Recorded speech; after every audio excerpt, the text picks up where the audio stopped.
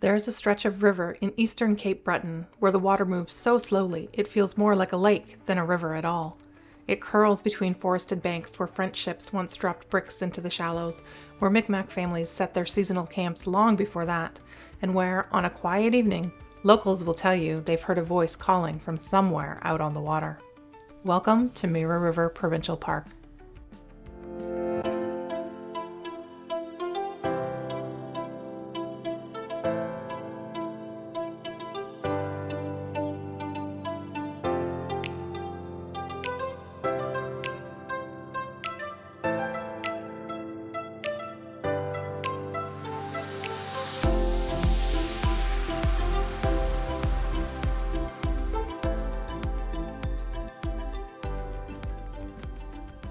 Mira River Provincial Park sits just outside the small community of Albert Bridge in Cape Breton County.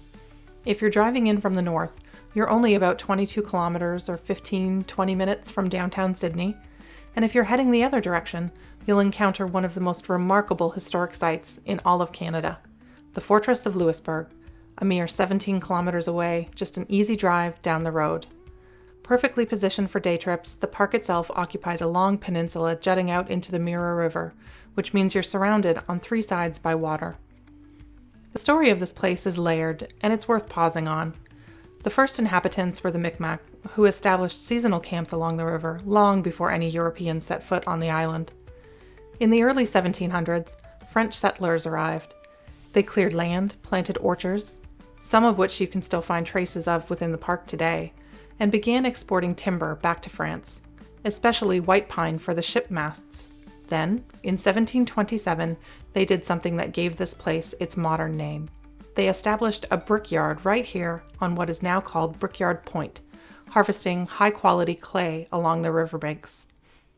There's even a local legend that long before the French laid the first brick at Louisbourg, the Mira was used as a hidden operating base by pirates working the Great Circle shipping routes. None other than Bartholomew Roberts, Black Bart himself, aka the Dread Pirate Roberts, the most successful captain of Golden Age piracy, kept a concealed shipyard tucked into a cove along the river. By 1763, the English had taken control of Cape Breton. Some French settlers left, many stayed. Loyalists and Scottish immigrants arrived later. The land that became this park was acquired by the province starting in 1962, and the campground opened to visitors in 1967. Today, Mira River Provincial Park covers about 87 hectares, or roughly 216 acres, of open meadow, mixed forest, and shoreline.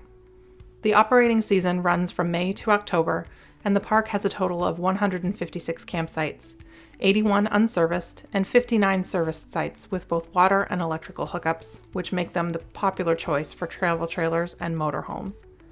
Additionally, there are 16 walk-in sites positioned near the shoreline, which canoeists and kayakers love because you can essentially camp right next to your boat.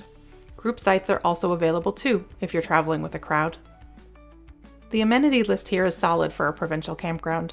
You've got flush toilets and free hot showers in the main comfort stations, plus vault toilets and potable water taps spread throughout the campground for convenience.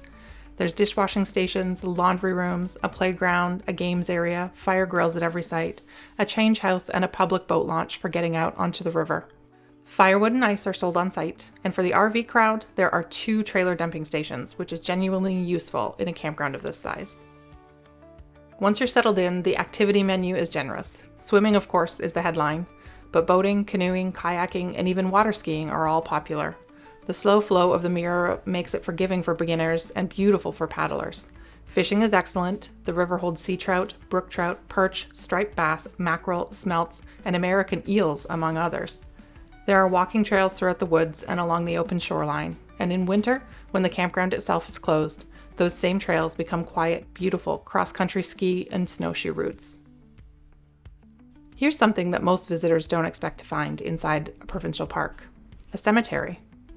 Similar to Inverhuron Provincial Park in Ontario, there is a cemetery tucked within the park boundary on private land owned by a third party.